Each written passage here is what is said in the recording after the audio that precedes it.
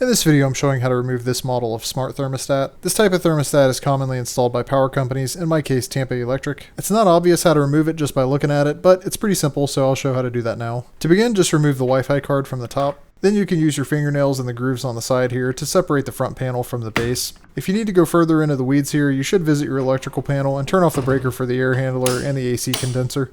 It's also strongly advised to take a picture before you disconnect one of these, just in case you have to put it back the way you found it. If you need to disconnect the thermostat wires from the base, you can use a small screwdriver to loosen the terminals, and then the wires should slide right out. And you get the point. Rinse and repeat if you need to disconnect all of them.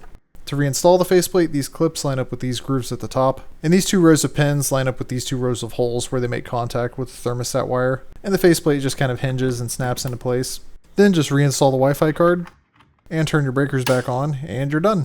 I'm fast forwarding here to keep the video short, but from the moment power is restored, the thermostat takes about 20 seconds to boot up and reach out to the internet to retrieve your settings and then turn the system on. Anyhow, that's all there is to it. Hope this was helpful if you're trying to figure out how to get one of these thermostats off your wall. Hit like if this helped you out, and thanks for watching.